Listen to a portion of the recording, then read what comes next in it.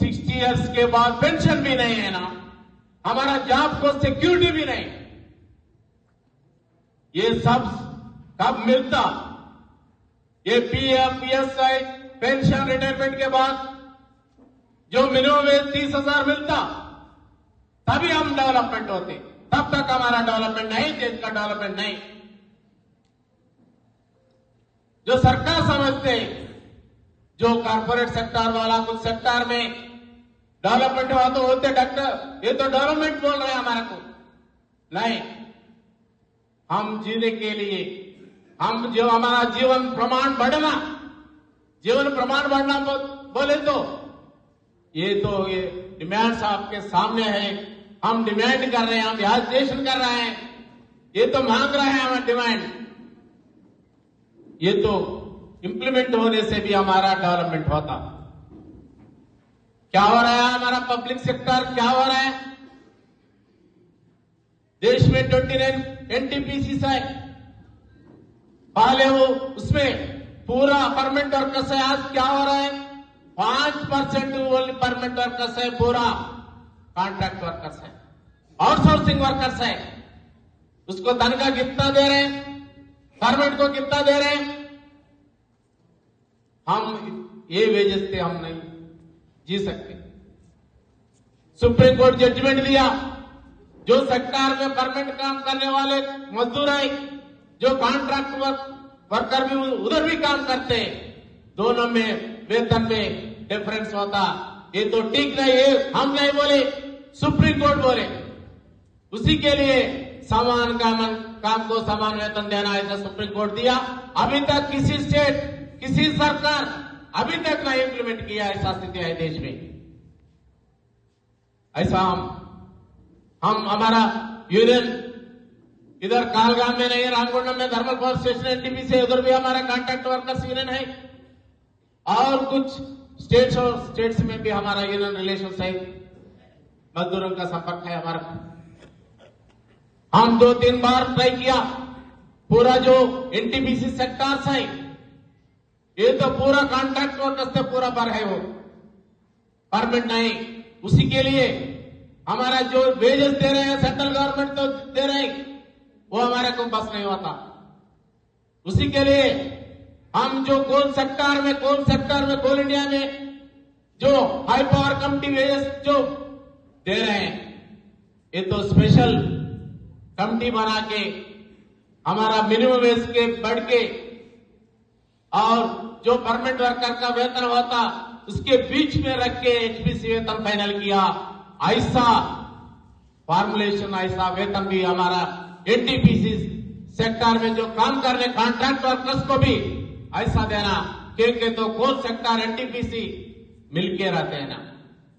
उसी के लिए पूरा देश में कॉन्ट्रैक्ट वर्कर्स को परमानेंट के लिए उसका वेतन मिनिमम 30,000 होने के लिए हम कई सालों से यूट्यू के जैसे यूनियन देश में सारा यूनियन लड़ रहे हैं ऐसा स्थिति, मगर सरकार अभी तक तो प्रॉब्लम सॉल्व नहीं किया। ये तो ऐसा स्थिति है पूरा देश में, मजदूरों का स्थिति ऐसा है। कोई सेक्टर देखो जो 50 करोड़ में पूरा अनऑर्गेनाइज सेक्टर है, कुछ पब्लिक सेक्टर में आउटसोर्सिंग कॉन्ट्रैक्ट वर्कर्स ऐसा है।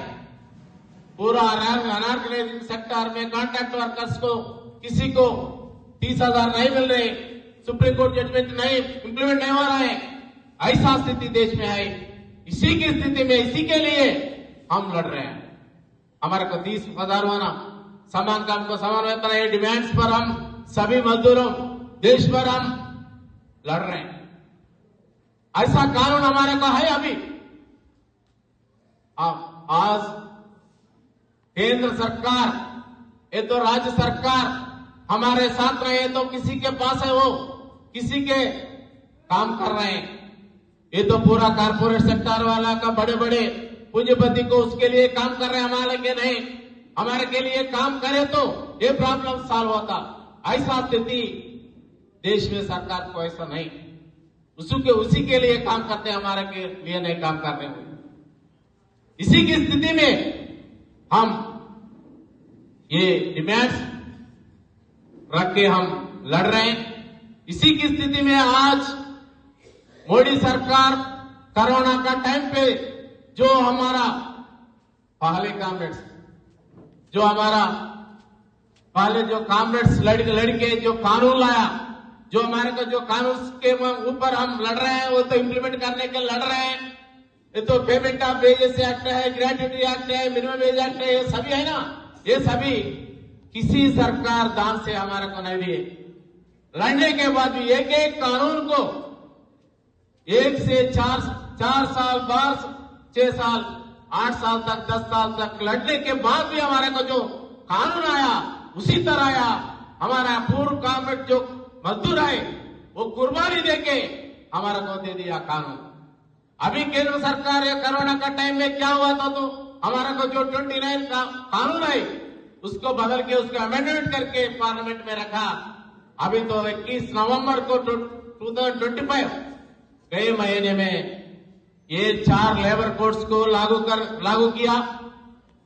आपके सामने तो बड़े सवाल है, क्योंकि तो अभी तक हम जो कानून है उसके साथ हम उसको लेके गवर्नमेंट के साथ, लेबर डिपार्टमेंट के साथ हम लड़ रहे हैं कि हमारे को ये इम्प्लीमेंट होना, ये डिमांड होना, ये डिमांड इम्प्लीमेंट करना, ऐसा हम लड़ रहे हैं।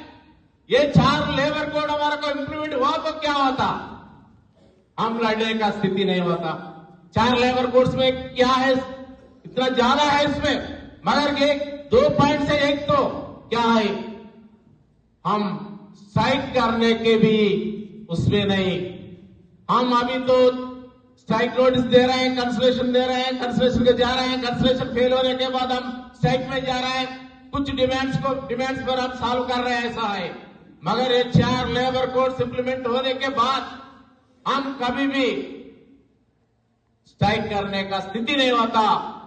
पूरा कंसलेशन में होना, उनसे ज्यादा हम आगे नहीं जाते। हम फिर हम मजदूर लोग, लीडर लोग कुछ स्ट्राइक किया तो क्या होता, उसको केस डालते, उस पर जेल को भेजते। ऐसा स्थिति आज का कानून बदलने के बाद ऐसा स्थिति है। दूसरा तो हमारा यूनियन बनाने का आज का स्थिति तो ठीक है, मगर क्या हो रहा है उसमें, आज का स्थिति देश में 80% वर्कर्स तो यूनियन में नहीं, ऐसा है स्थिति। रजिस्ट्रेशन तो यूनियंस में, रजिस्ट्रेशन यूनियन में मजदूर नहीं। मगर ये कानून बदलने के बाद, 4 लेबर कोड्स आने के बाद, ये तो ट्रेड यूनियन बनाने के भी मुश्किल होता। हम ट्रेड यूनियन नहीं बनाए तो, अब स्ट्राइक नहीं किए तो, दूसरा हम एजिटेशन किए तो भी हमारे का लेबर डिपार्टमेंट भी नहीं होता। लेबर डिपार्टमेंट को खत्म कर रहे हैं 4 लेबर कोड्स के बाद, आने के बाद, इंप्लीमेंट होने के बाद। उसी के लिए हम आज का स्थिति अलग है। ये इंप्लीमेंट होने के बाद हम आगे जाने के लिए बहुत मुश्किल है। उसी के लिए हम हमारा जनरल काउंसिल सभी इधर डिस्कस करके पहले हमारा डिमांड्स जो हमारा सामने है, जो 30,000 मिनिमम वेज, पीएफ, ईएसआई सभी जो डिमांड्स है आपके सामने, हम उसके लिए हम लड़ रहे हैं। उसके सॉल्व करने के लिए 4 लेबर कोड्स हमारे सामने बड़े सवाल है। ये जब तक इंप्लीमेंट होता, 4 लेबर कोड्स हमारे के सामने होता, हम नहीं लड़ सकते, हमारा प्लेटफॉर्म्स भी नहीं सॉल्व होते।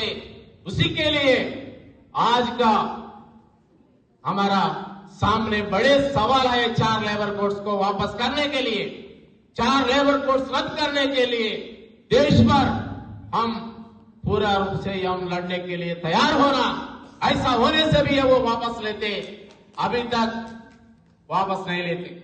हम देखा क्या, हम किसान का मूवमेंट देखा दिल्ली में क्या हुआ, 13 महीने उधर नेशनल रोड पे बैठ के पूरा उधर किसान लोग, पूरा जो किसान, ये तो एग्रीकल्चर डिपार्टमेंट को, ये तो किसानों का तो प्रोविडेशन के लिए जो कानून लाया उसके ऊपर हो, उसके खिलाफ वो लड़े, 13 साल लड़े।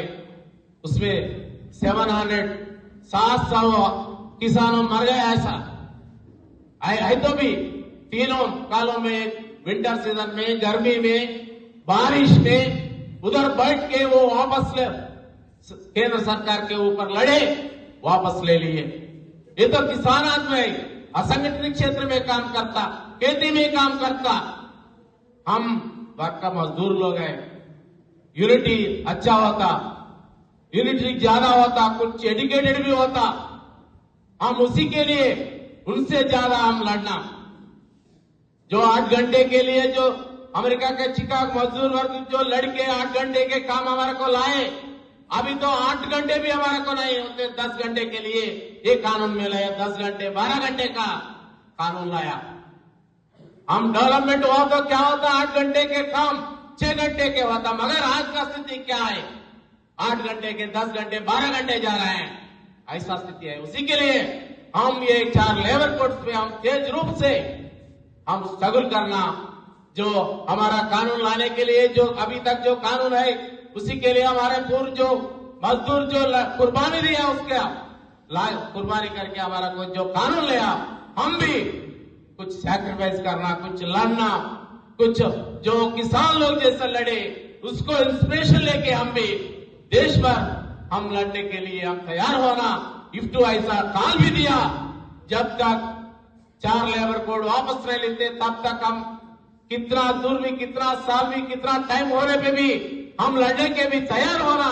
यही हम जनरल कौंसिल में हमारा कॉमरेड्स को पूरा मजदूरों को हमारा इफ्टू को पूरा खा लिया, वो इम्प्लीमेंट में इधर हमारा इधर यूनियन, इधर हमारा कालगाम में जो एनटीपीसी यूनियन है, जो देश में जो आ रहा है मजदूर के लिए कुछ सरकार हमारे के खिलाफ जो कानून ला रहे हैं, उसके साथ हम इधर अच्छी तरह लड़ रहे हैं।